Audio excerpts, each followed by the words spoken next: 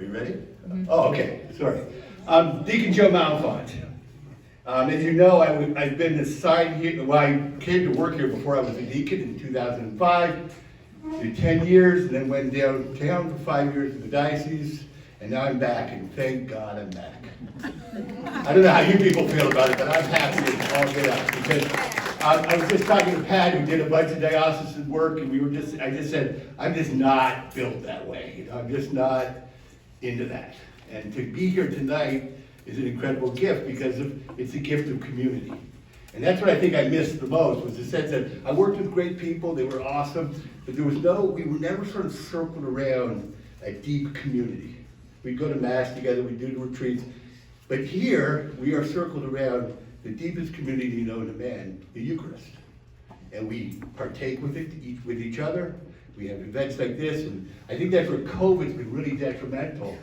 But I watch what we've gone through COVID with, compared to what other parishes have had, and we've done well. We've stayed connected, and Maggie's done a lot of that, and the live streaming, all that stuff was really, really important to keep us connected. But you guys also stayed connected. You know, we can put out anything we want. If it's not being used and taken in and brought back, then there isn't community. There's just sort of a want for connection rather than real connection. So, when the other thing, I keep referring to Pat, but the other thing she said, if I hear a strategic plan one more time, I'm done. Because that's what she's been doing. And I sort of feel the same way. I go to parishes, we build strategic plans, we go back 2 years later, what have you done? Well, we're talking about the mission statement. Okay, well, get that together, you go back 2 years later, well, we find the mission statement and we're gonna try to appoint the committee that's gonna decide who's gonna be on the committee to execute the strategic plan.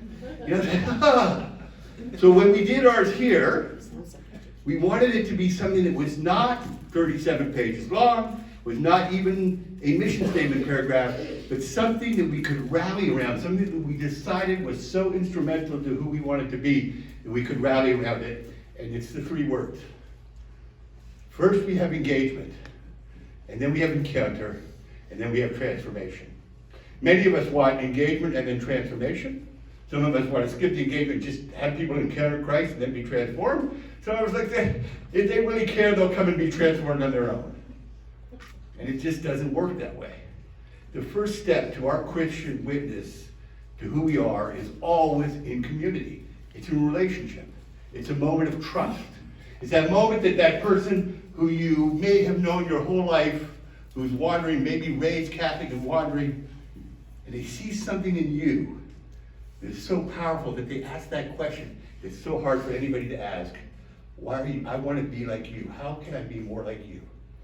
And then that's that moment. That's that moment that we've engaged them. And then, in that engagement, in that trust that's developed, we have to bring them to the community, through the community, so that there can be this encounter. Because an encounter with us is meaningless, unless it leads to an encounter with Jesus Christ. They can see Jesus in us, but one to say they have to see Jesus for who he is, the Son of God. And that's that encounter. Then people see transformation. I think too often we want to just sort of transform, but it really doesn't work that way. So what does this have to do with confession? It has everything to do with confession. You know, we tend to think that confession is like between us and God with a priest in the middle, right? So we tend to think that, like, you know, God, I know I did that, but we're not going to deal with that one because I'm going to hide it from God. Like if I don't tell the priest, that God doesn't know, right?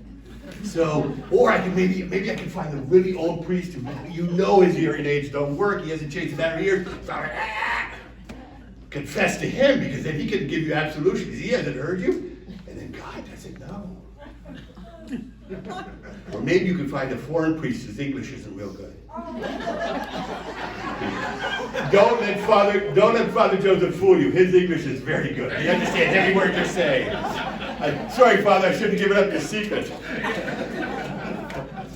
You know, but because if he doesn't understand, then God doesn't know. The bottom line is God knows.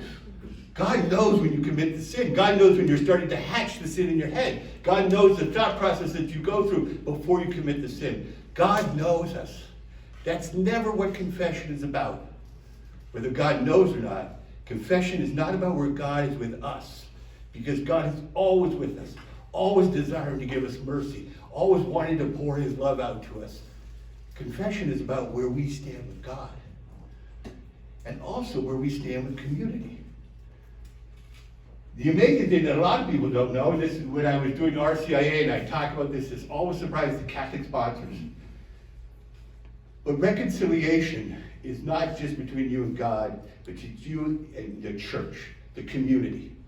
Those who are more often damaged than anybody else. So there's this sort of sense that the priest is there in persona Christi to be the minister of the sacrament, but also as a representative of the church, so that you can balance that sense of God's mercy, but also being forgiven by the church. And we all need that, right? We live in a time, I think, where sort of there's this idea of private sin. If I sit in my room with my computer and do something I shouldn't do, it's just me. It doesn't hurt anybody. Or if I speed and it's 2 o'clock in the morning, it's just me. It doesn't hurt anybody. It's this sort of sense that I'm going to privatize my sin, and then I'm going to make myself my own pope, and I'm going to decide what's bad and what's not. But there is no private sin. Even the kids smoking dope on the railway, out in the middle of the woods, there nobody knows, would say, well, it's just between me and... But the bottom line is, if we are the body of Christ, if each one of us is a member and makes up the body of Christ, then each one of us has a responsibility to bring our best self to the table. Each one of us has a responsibility to do our absolute best to support and fulfill the mission of Christ. We're his body. And you can do something that is wrong, that nobody else has hurt, except you've hurt the body of Christ because you've hurt a member yourself of. And it's in that sense that we have to come together and understand that confession is not just about this sort of sense of God, the vertical, but it's also the horizontal. How is it played out in my community? What have I done, and what is my sin, and how has it affected others? Now, often this is really easy, we know we've affected others. And more often than not, it's not a big moment of determination. But if you remember from what Father Odie said last week, is there's this sort of sense of we have to have refurbishment. We have to fill ourselves fully for the sin. And we have to recompense anybody who's been hurt by that sin. I think you used the example of the boys who broke the window. And the guy made them pay a quarter because they needed to do exactly what they need to do to the community. They were forgiven by God, but they had to rebuild each other. They had to engage in this sense that we are special, and we are above, and we are more, because we are Christian. The catechism, that's when it gets exciting when you start the words. In the catechism it says, paragraph 1459, many sins wrong our neighbor. One must do what is possible in order to repair the harm, e.g. return stolen goods, restore the reputation of someone slandered, pay compensation for injuries. Simple justice requires as much. But sin also injures and weakens the sinner himself, as well as the relationship with God and neighbor. Absolution takes away the sin, but it does not remedy all the disorders caused by the sin. And the sense is that when we enter into community, and we enter into community ideally as our best selves, the Catechism tells us that it doesn't necessarily, absolution doesn't necessarily repair the cost of the sin. We can't be in community, and we can't be a strong community without this sort of sense that we are brothers and sisters. Engagement is about this sense that when somebody comes here, they feel loved, they feel special, they feel like they matter. Because that's what makes communities grow. And if we're sitting there and we're bringing them in, but not giving them that sense, we are dissuading them from entering in fully to who we are. And we're not making ourselves look the best we could look. So as Christians and as a parish, we need to first put our best selves forward by understanding who we are and what we have in Christ's role to play. In In Alcoholics Anonymous, we're all have heard about the 12 steps. And I think that there's something really instructive. It was the founder of AA's sponsor was a Jesuit priest for about 50 years. And you see a lot of Jesuit stuff coming out of this. And I think that this is a really key sort of Catholic idea, though it doesn't come from a Catholic organization. And the 12 steps are founded as sort of how an addict can kind of engage in life. And the first one was about coming to understand that there's a power greater than myself. You know? The second one is about understanding that only that power greater than myself can restore me to sanity. And the third is made a decision to turn our life and our will over to God as we understand Him. So the first one is there is a God. The second one is we're not God. And the third one is if we give our life to God, it can transform. I've used in a couple homilies a short form, which He can, I can't, I'll let Him. And that's sort of the gateway steps into AA's recovery and building a community within AA. Then it goes on where you have to take a fearless and searching moral inventory of yourself. All your goods and bads, but you're supposed to sit down and sort of go away and take a legal pad and write out all of your flaws and all of your gifts. Now, good addicts, when early on, they're like 27 pages of flaws and no gifts. You tell them no when you're walking somebody through this. No, I want you to tell me some good things. My sponsor in my fourth step said, go back and come back when you've got a page of good things. And that was an incredible struggle because I didn't feel good in any way. But it was also this moment that I sort of laid it out all on the table. And then the fifth step is be admitted to ourselves, to God, and to another human being, the exact nature of our wrong. And the AA literature is really good on this because it talks about how, as alcoholics, we tend to like to cut angles and sort of make our own rules and sort of stay disconnected and kind of not be really firm on anything. So we have to tell God, ourselves, admit to God ourselves, and another human being. Because it's really hard when you've got to sit down in front of another human being.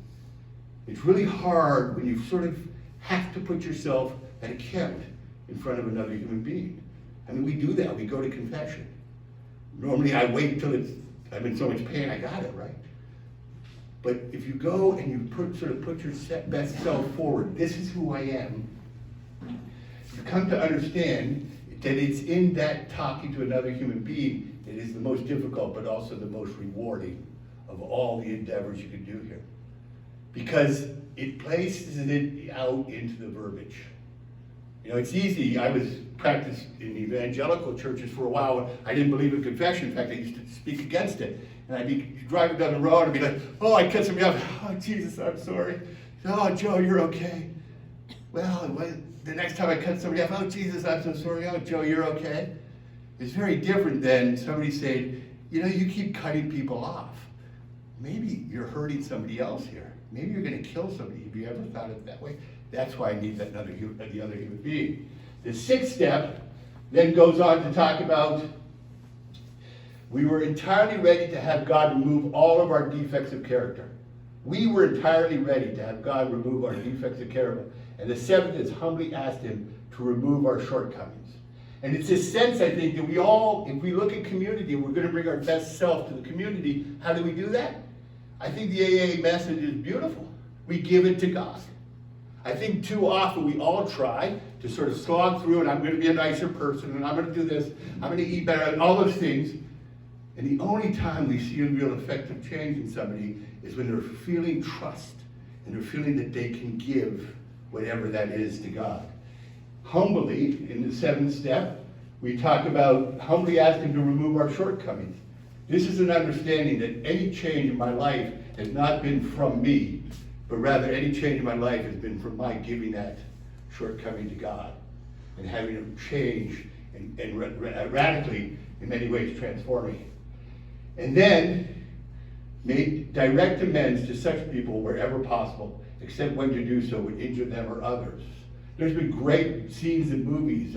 Steinfeld had a whole episode about George and somebody he thought owed him amends, and the guy went to AA, and it's this sort of sense of what this whole idea of amends. And I think the most important thing, and in the Catholic context of this, I think the most important thing is to understand what amends means. It comes from the French verb amende, to change. It doesn't come from the French word to say sorry. It comes from the French word to change. So we are all called, in a sense, that when we enter in and become part of a community, we have to understand our shortcomings. We have to understand our flaws.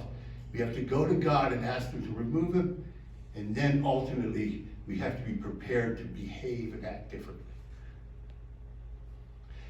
And I think that's the communal and the public side of it, is we have to be ready to act differently as people. When we've hurt somebody and we just hurt them and hurt them again, it doesn't work. Or maybe we're not the person that person should connect with, so maybe we take them to somebody else. But it's this sort of deep understanding that it's only in engagement that we start that process of transformation, and it's a process. So when we look at confession, I think that the key that I sort of want to reflect on myself as I go to confession is, am I being complete? Am I being whole? And what if this is going to be the same in 2 months or a month or 2 weeks, whenever I come back? For me, it doesn't matter. I'll change, or I won't. And that's only left in the hands of God in deep prayer. Thank you.